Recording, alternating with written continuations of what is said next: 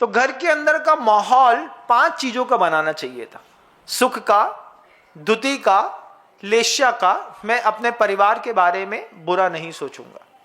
परिवार का ऐसा कौन सा सदस्य है जिसको आप गले नहीं लगा सकते? आप बताइए, आप बताओ। हर एक इंसान को आप गले लगा सकते हैं। तरीका होता है सबको अपना अपना गले लगाने का, किसी को सामने से चिपकाने का, किसी के कंधे में हाथ धरने का, किसी को अच्छे से पूछने का। ये थोड़ा सा जो स्पर्श होता है परिजनों का एक दूसरे के प्रति, ये प्रेम बढ़ा देता है, लेशा के परिणाम को खत्म कर देता है। कभी प्रयोग करके देखिएगा, 45 साल की उम्र के लोग 65 साल के अपने पिता का हाथ पकड़ करके, हाथ में हाथ धर करके एक बार पापा को पास से देखो, तुम्हें इतनी अच्छी फीलिंग आएगी, लगेगा कि हमने घर के अंदर भी कुछ नई चीज पाई है। उससे तुम्हारे लेशा के परिणाम अच्छे होंगे। हमने अपने पिता को छुआ तक नहीं है, बस दूर से पूछ लेते हैं सब ठीक है, हाँ ठीक है। इतना कहने मात्र से काम नहीं बनता। हमको चला करके पापा के व्यक्तिगत जीवन में घुसना पड़ता है थोड़ा सा। पापा पीठ में दर्द हो रहा है ना, हमें पता है, आप ऐसा हाथ करके सोते हो तुम्हारी पीठ में दर्द हो रहा है, हम पीठ में तेल लगा देते हैं। अरे नहीं नहीं, हमें नहीं लगाने, हमें तो लगाने हैं, हम लगाए हैं। अब आप जब 65 साल के पिता को 45 साल का लड़का पीठ में तेल लगा रहा होता है, जब उनको छू रहा होता है, उस स्पर्श की अनुभूति जितनी पुत्र को होती है, उससे ज्यादा सुख उसके पिता को मिलता है। पिता याद करता है कि छोटा सा बच्चा था, इसको एक बार गैस फंस गई थी, ऐसी हमने इसकी पीठ में लगाया था, आज हमारे दिन बदल गए, आज ये हमारी पीठ पे लगा रहा है। जब आप किसी को घुमाने ले जाते हैं, परिजनों के साथ बात करते हैं, स्पर्श करते हैं, परिवार परिवार ना होकर के स्वर्ग में बदलता है। कितने लोग हैं 45 साल की उम्र वाले जिसने अपने पिता की पीठ में तेल लगाया? नहीं लगाया तो लगाओगे, इतना नियम ले लो, इतना नियम लोग। बाप जिंदा भी है कि नहीं? जिनके चले गए वे तो अफसोस, उनके तो हम कुछ कर नहीं सकते, लेकिन जिसका पिता जिंदा है, जिसके सिर के बाल सफेद हो गए हैं और पिता जिंदा है, मैं बस एक बात कहूंगा कि अपने पिता की एक बार साधु के जैसी भैयावत्ती करो। महाराज के पैर दबाना, महाराज की पीठ में तेल लगाना, महाराज के हाथ दबाना, यही चीज अगर एक बार पिता के साथ कर ली ना, ऐसा प्रेम घना बढ़ेगा। वो पिता धीरे से बोलेगा बेटा आज हमारी जिंदगी सफल हो गई।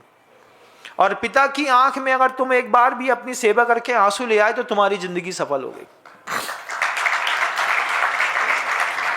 दोनों का जीवन सफल हो गया।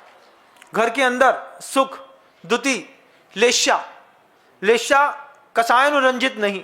मैं अपने घर के अंदर, अपने परिवार के अंदर क्रोध नहीं करूंगा, मान नहीं करूंगा, मायाचारी नहीं करूंगा, मैं किसी भी प्रकार का लोभ परिवार के अंदर नहीं करूंगा। ये सब चारों चीजें, ये चारों शक्तियां पड़ोसी के लिए उपयोग कर लो, रोड में उपयोग कर लो, तुम आबाद हो जाओगे।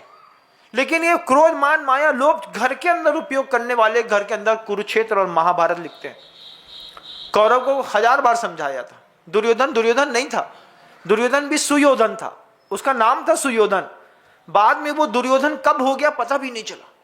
ऐसे तुम्हारा नाम तो तुम्हारे पिता ने बहुत अच्छा रखा था, लेकिन तुम्हारा एक नया निकनेम क्या पड़ गया तुमको भी कब पता नहीं चला। कब तुम लोभी कहलाने लगे, कब तुम कंजूस खोपड़ी कहलाने लगे, कब तुम विद्वेषी कहलाने लगे, कब तुम समाज में फूट डालने वालों की लिस्ट में शामिल हो गए, कब तुम अपोजिट पार्टी में आ गए, तुमको भी नहीं पता।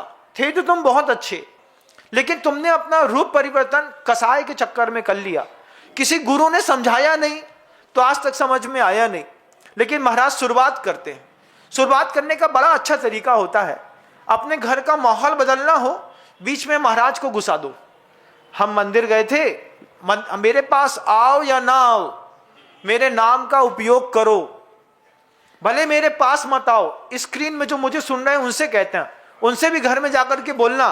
महाराज के पास गया था, महाराज ने नियम दे दिया, पापा की भैयावत्ती करनी है। एक बार तेज आवाज में बोल दिया, तेज आवाज बोलने में धीरे से घर के अंदर माहौल बन जाएगा। फिर तुम्हारी पत्नी से तुम पापा की भैयावत्ती करोगे, ढंग से बात तो करत नहीं है तुम, लेकिन करनी है। ये क्या है? ये सुधार की ओर, विस्मृति से स्मरण की ओर एक कदम है। Come to the root, foot back लो। एक बार ब्रेक डाउन होने से पहले जो है ना, एक ब्रेक को, लाइफ को जी करके देखो कि किसी का ब्रेक डाउन हो, कोई डाउन होकर के बैठ जाए, उसके पहले यू बिकम, वापिस लौट करके कुछ कमाल करके दिखाओ। ये कमाल बहुत जरूरी है। दुनिया में घर के अंदर अवसाद की मात्रा से पिछली बची कि परिवार के लोग एक दूसरे को स्पर्श का सुख नहीं दे पाए।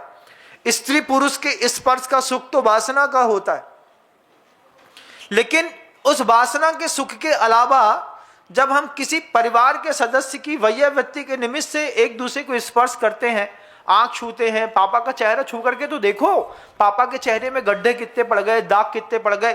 फिर पुरानी फोटो से आज की फोटो मिला करके देखो, एक फोटो डालो इंस्टाग्राम में, मानो कि तुम सफल हो कि सुबह डीपी में तुम्हारे पिता की चिपकी हुई एक फोटो तुम अपने स्क्रीन पर अपनी डीपी पे लगा पाओ, तब तुम माने कि तुम्हारे जिंदगी घर के अंदर खुशहाल है। किसी लड़की की फोटो लगाना आसान है, पत्नी बच्चे की फोटो लगाना बहुत आसान है।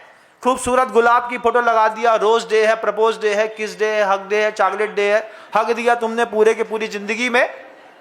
इससे अच्छा था तुम क्या करते, तुम एक फोटो एक डीपी में लगा के तो दिखाओ, तुम बताओ तो मुझे कि हाँ महाराज हमारा परिवार सफल है। मैं अपने पापा के साथ एक फोटो खिंचा करके, ऐसे पापा तुमको गले से चिपकाए हो, दोनों मुस्कुरा रहे हो, किसी ने दूर से एक फोटो खींची हो, उसको डीपी में सुबह सुबह एक बार लगा लिया, तब समझ में आएगा कि देखो हमारी जिंदगी कितनी सफल है। आप जब कभी भी वो क्या कहते हैं, सुबह सुबह डीपी लगाते हैं, कुछ और लगाते हैं, एक स्टेटस, हाँ वही गलती हो गई, डीपी नहीं, वो जो स्टेटस होता है ना, स्टेटस में लगाओ क्या, माता पिता का फोटो। 25 साल का लड़का अपने पापा के साथ एक फोटो खिला करके अपने स्टेटस में लगाए। तुम्हारे स्टेटस में जब तक तुम्हारे पिता शामिल नहीं होंगे, तुम्हारा स्टेटस हो नहीं सकता। अभी तो तुमने अपने स्टेटस को सीमित करके रखा है 10 लोगों के, 5 लोगों के, 20 लोगों के, 50 लोगों के बीच में। ये एक ऐसा स्टेटस है, दुनिया के अंतिम छोर तक जाएगा तो किसी को प्रेरणा देगा कि कोई तो 50 साल का लड़का अपने 75 साल के पिता के साथ बैठ करके फोटो खिंचा करके स्टेटस डाल रहा है। इस तरीके से भी षष्ठी पर सौंदर्य बिखेरा जा सकता है ना, नहीं किया जा सकता। अगर आपको मेरी वीडियो अच्छी लगती है तो प्लीज़ मेरे चैनल को लाइक करें, शेयर करें और सब्सक्राइब करें। Thank you.